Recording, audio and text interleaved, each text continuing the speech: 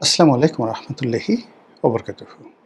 সম্মানিত দর্শক, রাজনীতিবিহীন বাংলাদেশে রাজনীতি নামের যা কিছু হচ্ছে, প্রায় সব কিছুতেই কতগুলো রং তামাশা শুরু হয়েছে, যা কিনা রাজনীতিবিদদের যে ব্যক্তিত্ব, গ্রহণযোগ্যতা, তাদের সম্পর্কে মানুষের সম্মান, মর্যাদা এবং যেটিকে বলা হয় সম্ভ্রম, এই সম্ভ্রমের যে বোধ, এটি নষ্ট হয়ে যাচ্ছে। ২ নম্বর হলো, রাজনীতি হলো এরকম একটা কর্ম, কাজ, যেখানে চারিদিক থেকে যত বেশি প্রেশার থাকবে, যত বেশি প্রতিযোগিতা থাকবে, তত বেশি এখানে উৎকর্ষতা, সৌকর্যতা বৃদ্ধি পাবে।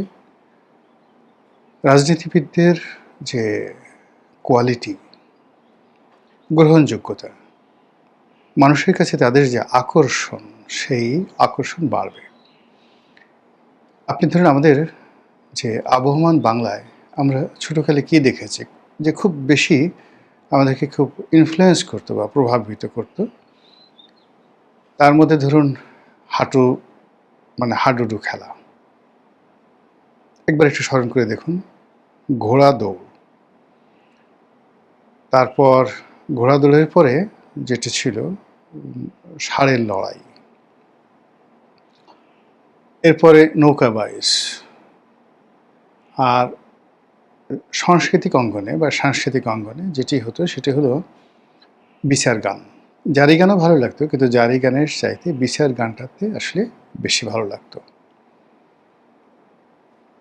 তারপর বিচার গানের পরে জারি, সারি, বিচার গান।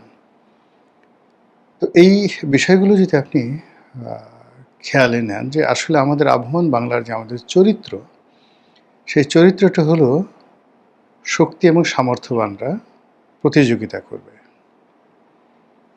উপযুক্ত লোকের সঙ্গে প্রতিযোগিতা হবে, এবং সেই প্রতিযোগিতা না হলে সেখানে কখনই উত্তম কোনো খেলা বা বিনোদন তৈরি হয় না। যেমন ধরুন, জারি গানের দর্শক রয়েছে, কিন্তু বিচার গানের দর্শক আলাদা। সেখানে শরীয়তি বয়াতি, মারেফতি বয়াতি, তর্ক হয়, বিতর্ক হয়। সে কি এক অপূর্ব, মানে সেই শৈশবে যারা এই দৃশ্য দেখেছেন, জীবনে তারা সেই যত বড় চলচ্চিত্রই দেখুন না কেন,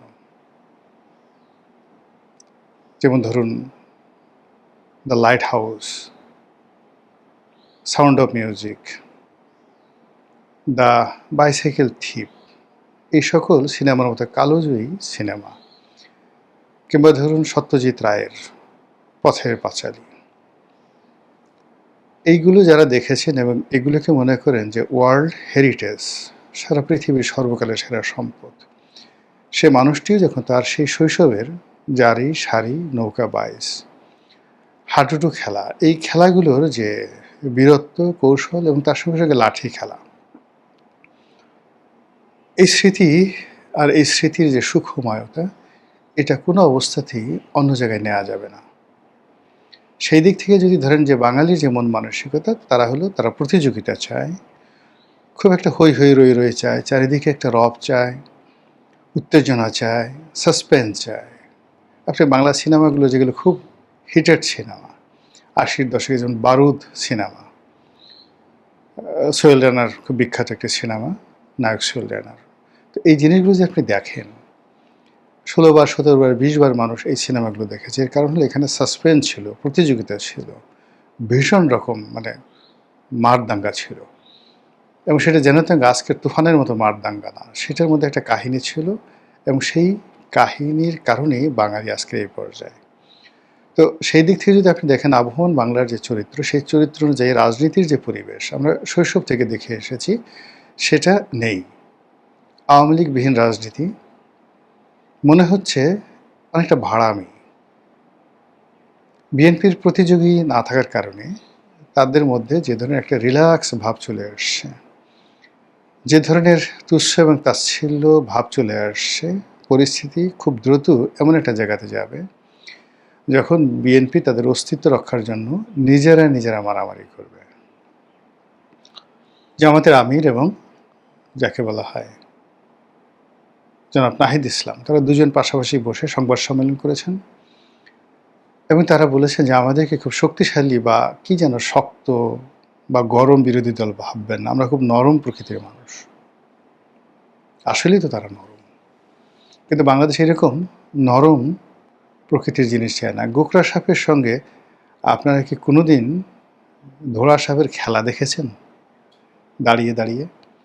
কিংবা দাঁড়ার সাপের সঙ্গে গোকরা সাপের কখনো আপনারা খেলা দেখার জন্য গ্রাম্য বাজারে দাঁড়িয়েছেন? নেভার।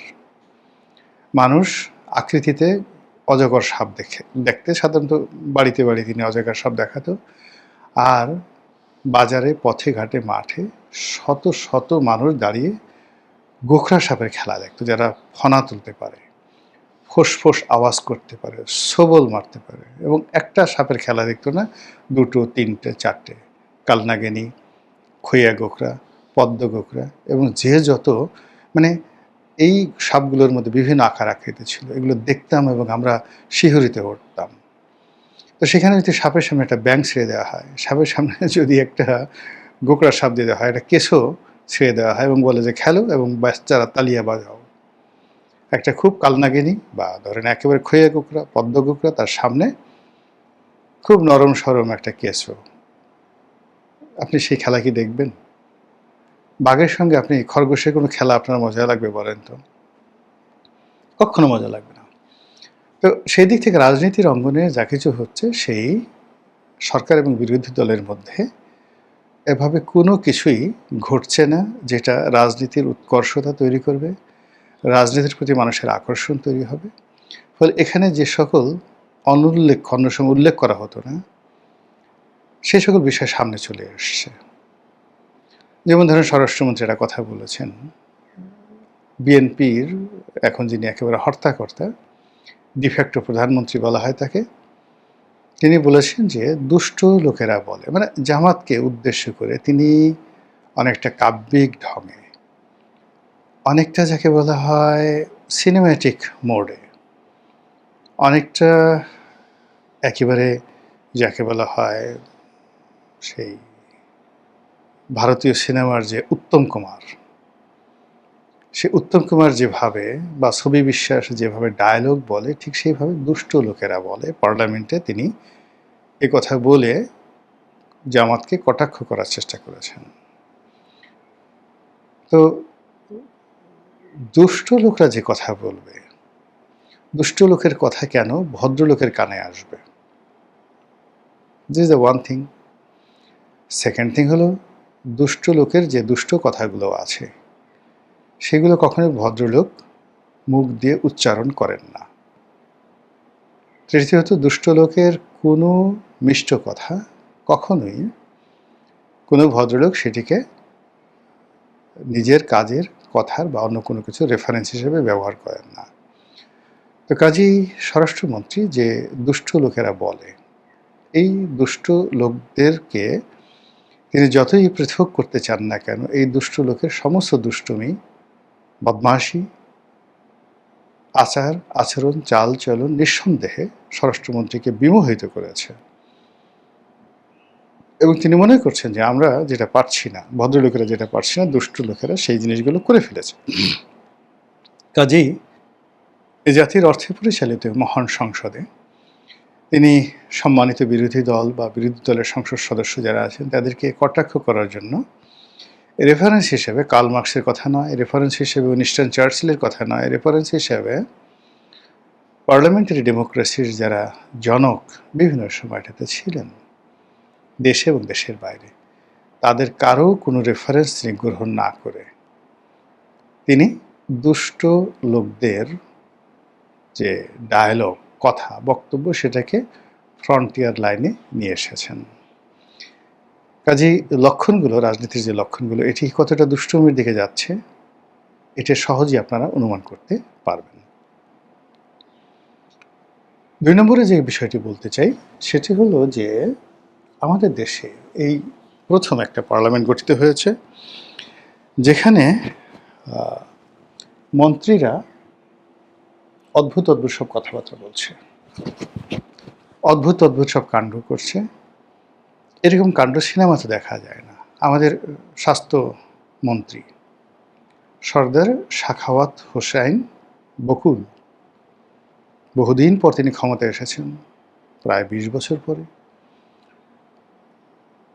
এবং তার এখন যে বয়স, সেই বয়স অনুযায়ী ৫ বছর পরে তার জীবনের সুযোগ আসবে কিনা আল্লাহ রাব্বুল আলামিন জানেন। তিনি একজন বীর মুক্তিযোদ্ধা, কাজেই তিনি তার হৃদয় মন সব কিছু উজাড় করে দিয়ে তার জীবনের যত রকম দুর্নাম বদনাম আছে সবগুলোকে মাটি চাপা দিয়ে তিনি ধর্মপুত্র যুধিষ্ঠিরের মতো অথবা ফেরেশতার মতো অথবা অলি আল্লাহ গাউস কুতুব পীর মাশায়েখের মতো তিনি যে একজন সৎ ব্যক্তি, কোনো জেনা ব্যভিচার নারীপ্রীতি তার জীবনে ছিল না, এবং এখন তো প্রশ্নই আসে না।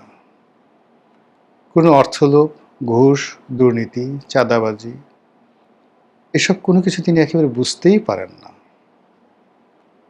এবং তিনি শপথ করেছেন যে তিনি এখন শিশুর মতো সরল কথা বলবেন, এবং সেভাবে তিনি কাজ করে যাচ্ছেন। এবং এইরকম সৎ মন্ত্রী যদি জনাব তারেক রহমান সাহেবের মন্ত্রী পরিষদে থাকে, আসমানের তারকারা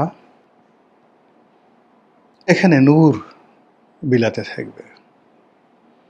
এরকম মন্ত্রীর কল্যাণে এরকম মন্ত্রী যদি থাকে, তাহলে শুধু তারেক রহমান সাহেব নন, তার প্রয়াত আম্মা, তার প্রয়াত বাবা, তারাও কবরে বসে এই মন্ত্রীর জন্য দোয়া করবেন যে এরকম একজন মন্ত্রী, তিনি তার সর্বস্ব দিয়ে আমার সন্তানের সাথে আছে, আমার সন্তানের পাশে, মানে তারেক রহমান সাহেবের পাশে থেকে দেশ জাতির সেবা করছে।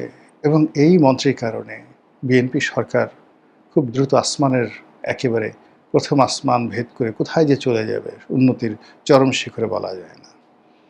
কারণ হলো এই মন্ত্রী পাগলের মতো ঘুরে বেড়াচ্ছেন।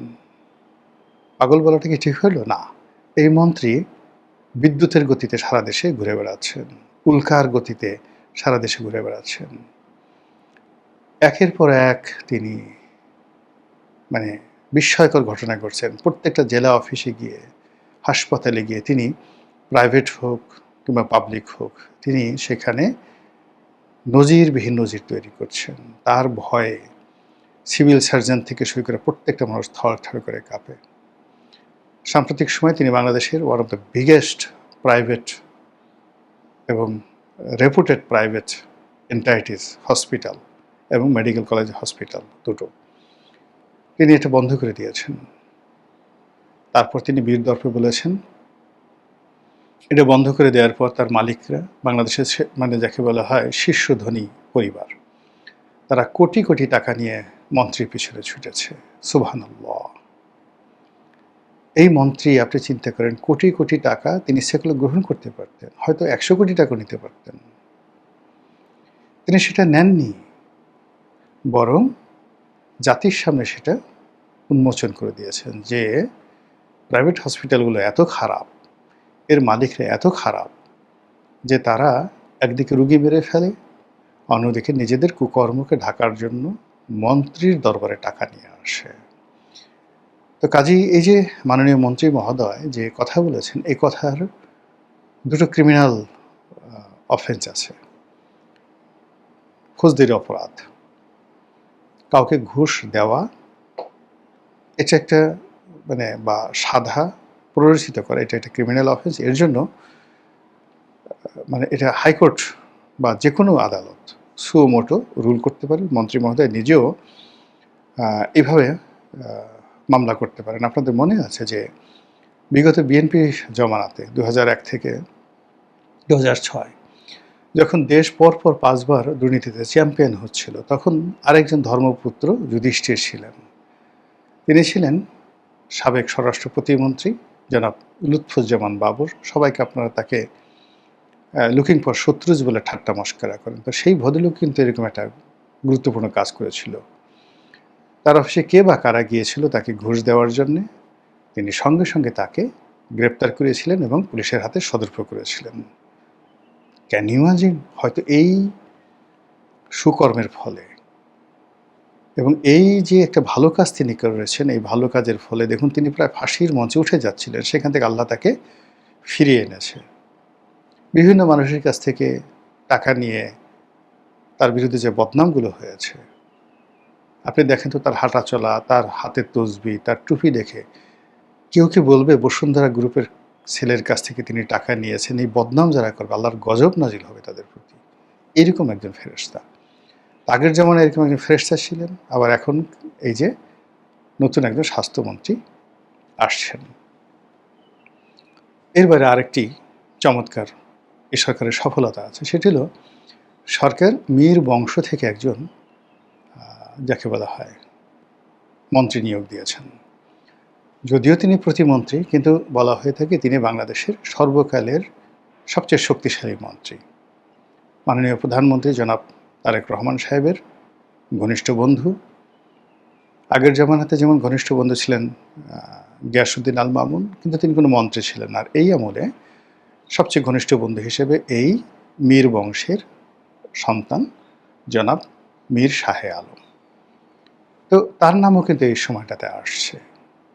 তার মাশাআল্লাহ চেহারা ছিল সত্যিকার অর্থে মীর বংশ। আমরা তো জানি যে আমাদের এই পাক ভারত উপমহাদেশে সত্যিকার অর্থে অ্যাবরজিন 4টি বংশকে বলা হয় যে এরা হলো ব্লু ব্লাড। সেটা হলো মোগল, পাঠান, সৈয়দ আর মীর বংশ, এই 4টি বংশ। তো বাংলাদেশে আসলে মুঘলরাও নেই, পাঠানরাই মুঘল, এবং মুঘলরা তো বলতে গেলে ভ্যানিশ হয়ে গেছে। পাঠানরা আছে পাকিস্তানে, বাংলাদেশে কিছু সৈয়দ আছে, কিন্তু এখানে 2 নম্বর সৈয়দ বেশি। সৈয়দ ছিল না, কিন্তু বলে আমরা সৈয়দ। আর মীর আছে, কিন্তু ওই যে মীর আছে, কিন্তু মীর জাফরের কারণে বারবার শুধু মীর নামটা আসলে অনেকে ব্যবহার করতেছেন না, যদিও এটা একটা আভিজাত্যের লক্ষণ। এক মীর জাফর, তারপরে ও অবশ্য মীর মদন আছে। মীর মদন কিন্তু ভালো ছিলেন। তো মীর জাফর, তার ছেলে মিরন, এদের কারণে মীর শব্দটি বাংলাদেশে প্রচলিত না, কিন্তু তারপরেও এটা বেশ উচ্চ বংশীয়। এরকম মীর বংশের একজন মানুষ জনাব তারেক রহমান সাহেবের বন্ধু, অসাধারণ, দেখতে সুন্দর, এবং তাকে নিয়েও কিন্তু ভীষণ রকম আলোচনা হচ্ছে। তিনি যে কথাগুলো বলছেন, তিনি যে পোশাক পরছেন, তিনি যে হাঁটাচলা করছেন, তিনি যেভাবে হাসছেন, কাজ করছেন, দ্য স্টাইল অফ ওয়ার্কিং, এটাও সরকারকে এমন একটা জায়গায় নিয়ে যাবে, তারেক রহমান সাহেবকে এমন একটা জায়গায় নিয়ে যাবে, মানে আকাশের একেবারে ধ্রুব দ্বারা বানিয়ে ফেলবে। এই সমস্ত লোকজন, অর্থাৎ রাজা টোডরমল, বীরবল, মোল্লা দো পেয়াজা, আবুল ফজল, ফৈজি, মানসিংহ, এই সমস্ত মহামানব যেভাবে সম্রাট আকবরকে তার যে মাকাম, রাজনীতির যে মাকাম, সে মাকামে পৌঁছিয়ে দিয়েছিল, তদ্রূপ এখন এই যে দুষ্ট লোকদেরকে নিয়ে যিনি কথা বলেন, তিনি স্বাস্থ্যমন্ত্রীর মতো ফেরেশতা, আর মীর বংশের মতো উচ্চবংশীয়, অভিজাত বংশীয়, উচ্চবংশীয়, মানে উচ্চবংশীয় বলতে ওই যে আগে একটা উচ্চবংশীয় কথা বলে এক গরু ব্যবসায়ী সে কী হলো, তার জীবনটা শেষ হয়ে গেলো, সেই উচ্চবংশ না। It's really the blue blood line, Mir বংশের যে মানুষ, তাদের যে সম্মিলিত কর্মের সঙ্গে অন্যান্য কর্ম, শুভকর্ম যোগ হলে নিঃসন্দেহে সরকার মানে এমন একটা উচ্চতায় উঠে যাবে, যে উচ্চতা থেকে আসলে সরকার স্পর্শ করা যাবে না, দূর থেকে দেখতে হবে, যেভাবে আমরা ধ্রুবতারা দেখি। মহান আল্লাহ আমাদের সবাইকে হেদায়েত দান করুন এবং হেফাজত করুন। আসসালামু আলাইকুম ওয়া রাহমাতুল্লাহি ওয়া বারাকাতুহু।